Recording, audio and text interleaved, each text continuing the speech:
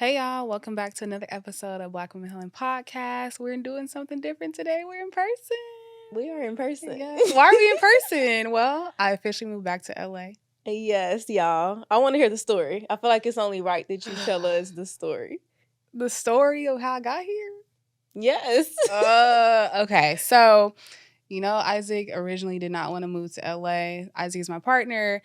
But I've been manifesting me moving back, I feel like, because I've been talking about it over and over and over. And so things kind of align to where we got an opportunity to come out here for him to train at UCLA. And so we're here. And then some doors open for me to not pay rent. And so I love to not pay rent in LA, especially I miss home too.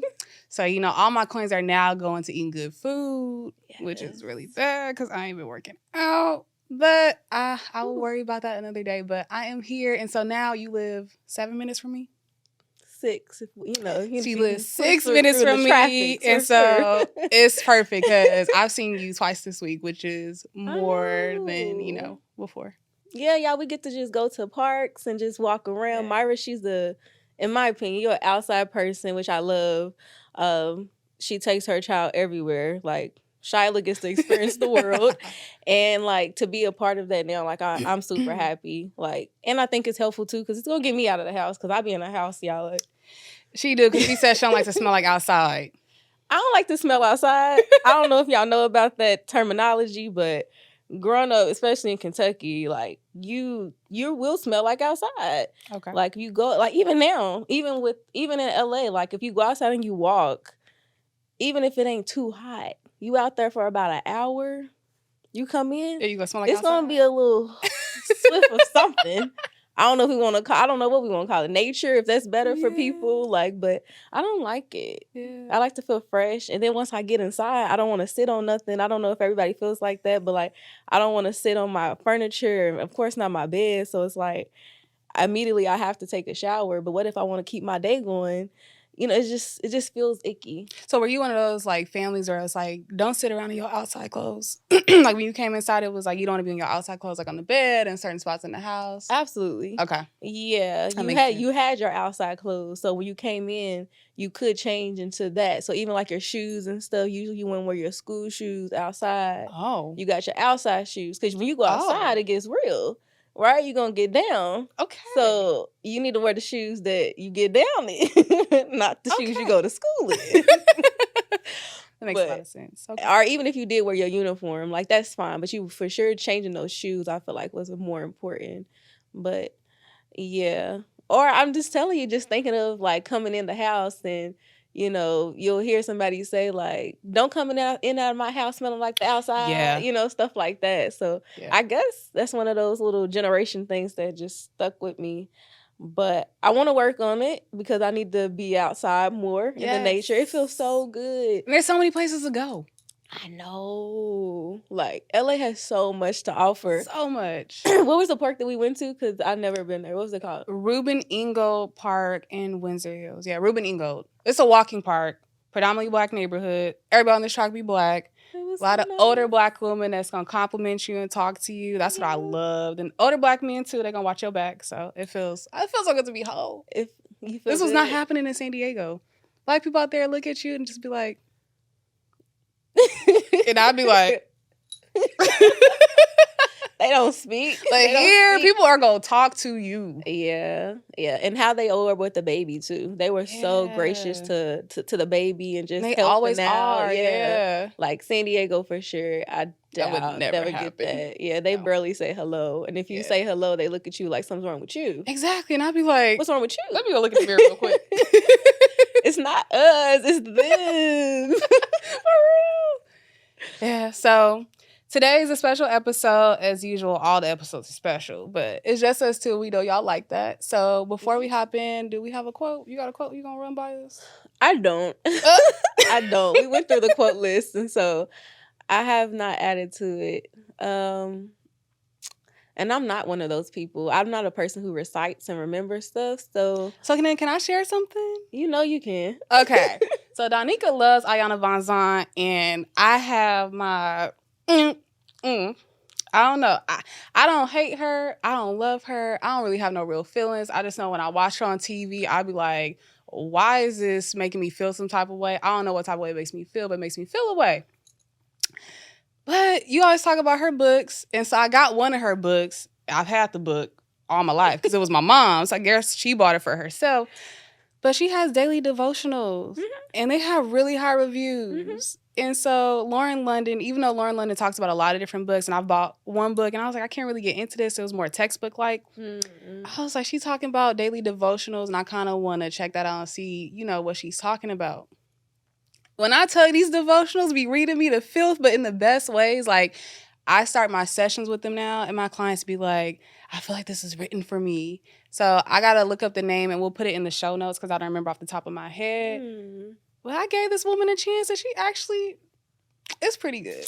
I told you. I was running from her, though, because she scares me. I know it's one of those where some of the stuff that she says is problematic, you know, but I will say, shout out to Yana because she always says that she's not a therapist. She always says, I'm not a therapist. And she will even refer people to therapy and say, you need therapy. She's a life coach. Life coaches, they just tell you all type of stuff, however they want it to come out, even if it's problematic or not. Okay. Like she does that. And so when you listen to her, if you can't filter, I would say listen with somebody who maybe can filter. Because if not, like if I didn't know, if I probably wasn't a therapist, I think that it may be confusing, some of the stuff she says. Yeah. The books, though, her books are phenomenal. Absolutely. I see. Yeah, the books are phenomenal. But like if you listening to her podcast or the show, I would say like be around people who can filter out like what's helpful and what's not. Because that's it. Because when I listen to her podcast, it'd be hilarious. She be saying stuff. I'd be like, why would you tell them that? And they be like, yeah, okay. I'm like, that does not make sense, So it can be bad, but the good stuff is good. And she's been doing this for so long. Like she's Iyanla she's that lady. She's that woman. Shout out to Iyanla for sure. One of her passages, it talks about when we ask questions and we know the answer, to learn how to not question yourself. I got to send you a picture of it. But she really broke down. Say that again. Say it again. When we ask questions and we know the answer, how we need to stop ourselves from doing that because the answer is within our question. And when I read that, I was like, huh? And then she like really broke it down. I was like, that is so true. Oftentimes we do ask questions seeking a certain answer when we already know what the answer is. Yes. So learning to trust ourselves with that. And then another one I read the other day, she talked about how we're basically like all computers. It's an older book. So she talks about how like we're all computers and we have to make sure we keep our software updated, which means making sure that we are connected to whatever feels good spiritually. So if that's God, making sure you stay connected in that way because you'll continue to get, your system updated. But if your system ain't updated, you can't receive nothing, and your computer gonna be outdated because you ain't updating yourself, right? Yes, that's a great. It's making me think about those old computers where you had to have like the like McAfee protection to stay updated, so you didn't get viruses. You had to keep updating it like every 90 days or something like that. Yeah, she be spending some stuff. I'd be like, okay, that is a great analogy. It'd be so good. That is good. Yeah, see, it's good stuff. It's great stuff. I'm happy I gave her a chance. I am too, because you be like, and you're not the only one, though. That's the thing. I be feeling so bad. I'm like, dang, she has a really bad rep. But obviously, people love her, though. The reviews are excellent. Once I saw the reviews, like the book I got is like 5 stars, but this is like thousands and thousands of reviews.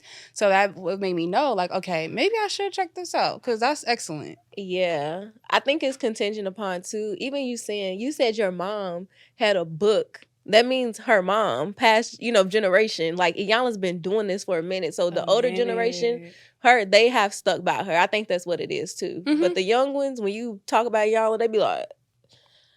yeah, because she's scary. She is scary. I'm trying to... That's not on my watch. Yeah. But anyways, that right there, was that your quote? That piece? Is that what you... I guess it could pretty much resource, both, yeah. Quote/resource, yeah. So thank you for that. You always have something. Yeah, okay. So today, we just going off the top of the head. We don't have any questions because it's just us. Yes. So I feel like, matter of fact, Myra, I feel like you always have something. What are we going to talk about? So today we're going to talk about what it means to process, because I keep getting these clients that come to me and they think that processing means we're going to have a conversation, I'm going to tell them stuff to do, and then they're going to come back and they're going to be healed. And so I literally had to ask my clients, most of them, because this has been coming up pretty consistently, what does it mean to process? Like, what does it mean for you specifically to process? Because for me, to process means I'm going to talk out loud. I'm going to honor what emotions come from it.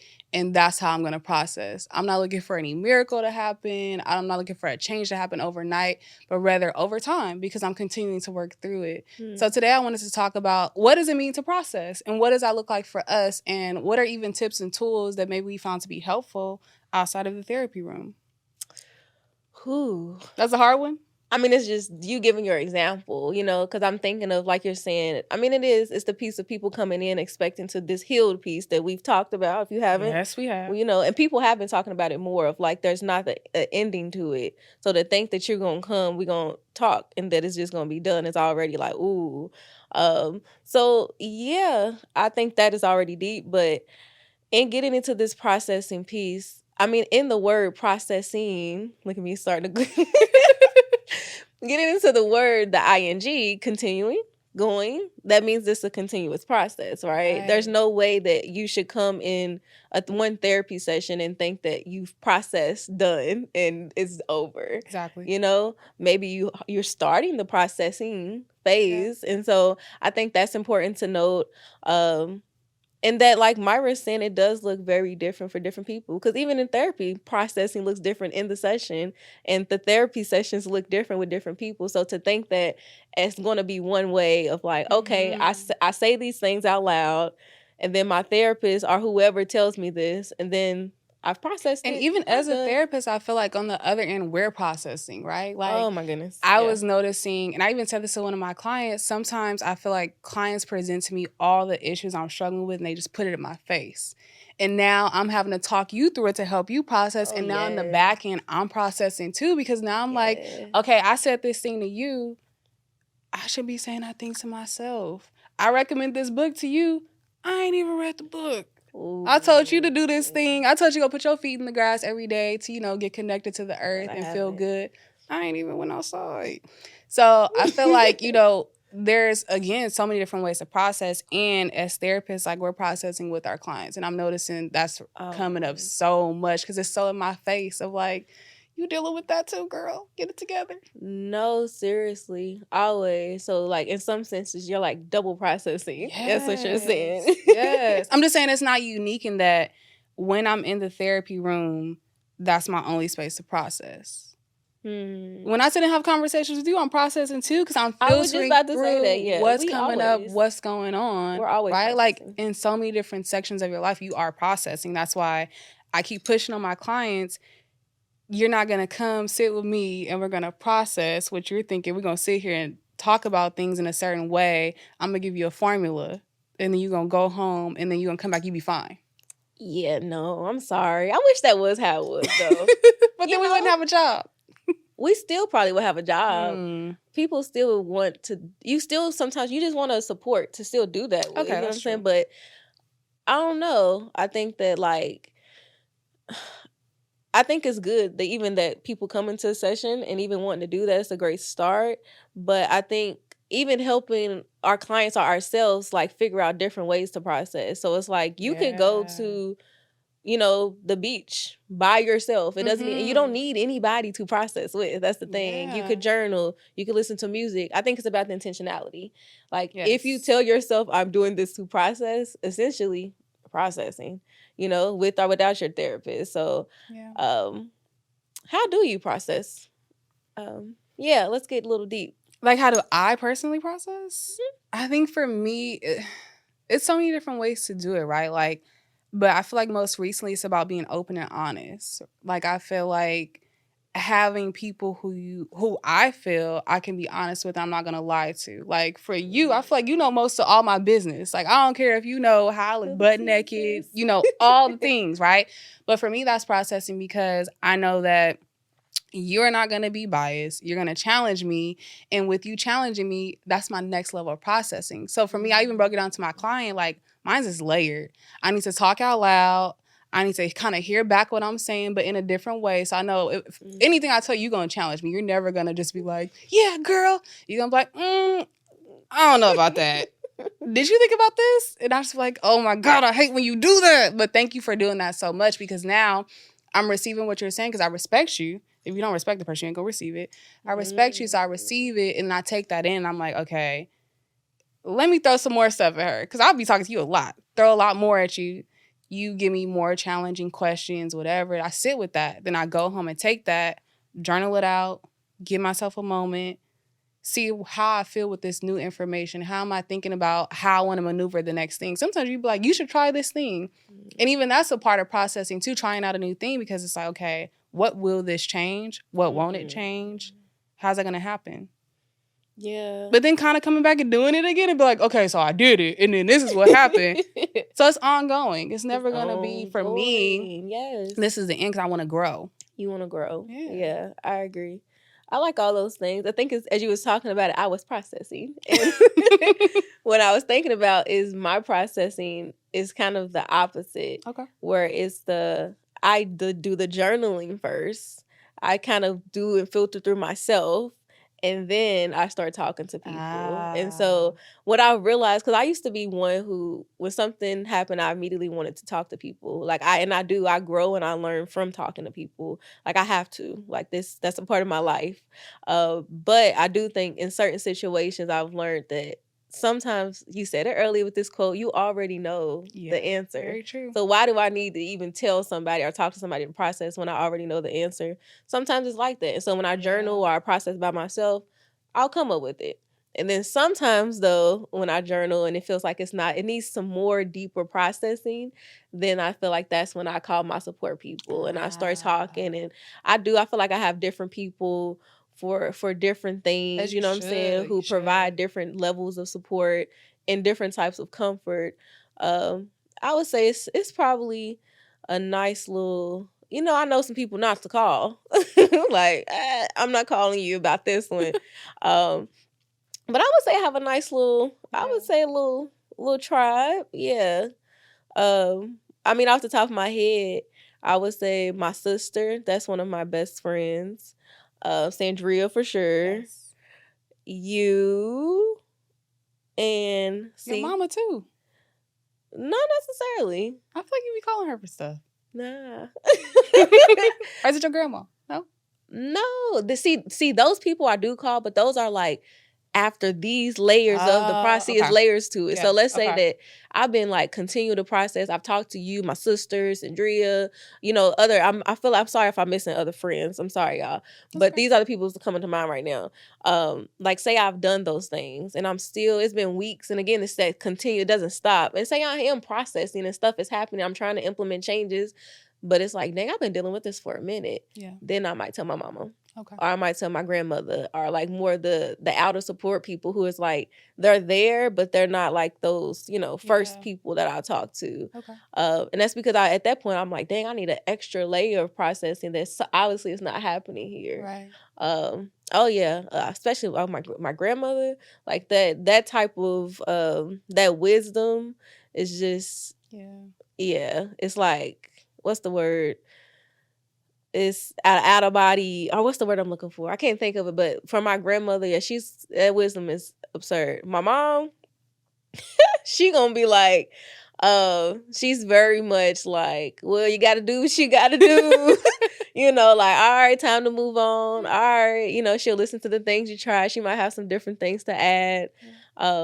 But yeah, and from there, like, I can't think of the next even layer of processing, but I feel like I do it the opposite. But I do feel like I used to do it that way. And so I think even in that, talking about like the different realms and the different ways you gotta learn do what how works to process. for you. Because for me, I know I'm not going to challenge myself. And I'm honest with myself about that. So that's why I need to be challenged first, so that I can have a moment to reflect. Because Isaac will tell me, like, you create your narrative and you live in that. And I know that for myself. If I see things a certain way, I don't see it any other way. Ooh. So I need to be challenged first, so that way I can push myself to be like, such and such pointed out X, Y, and Z thing. You need to think about that. Dang. Yeah. Hey, that's some real. I think that's a good note to end on, y'all. I think that we should give y'all that to take and think about what it means for you to process, what you need for that to look like for you, and just how you're even sitting in that ongoing. Yeah. And being okay with it. Yeah. Being okay with that. Kind of like the whole healed thing, that you're never healed. Yeah. You're always going to be processing. And that's okay. If it gets tiring, take a break. Because like what we're talking about, and I do, sometimes we have to, and I think me and Myra especially, we go in and out of like the very deep conversations, and we go into like the fun ones. Yeah. But if we just sat and we quote unquote process the whole I would time, not. Oof. it's draining. I wouldn't be able to do it. Yeah, it becomes draining. So sometimes you do need to take a little step back. Maybe you tell a friend or somebody who y'all been processing for a while, oh, let's talk about something else real quick. Yes. Because it's overwhelming. So, but yeah, I think this is a good topic though. Thank you for bringing it up. Of course, y'all. That's it for this week's episode of Black Women Healing Podcast. Be sure to tune in every week and give us a rating.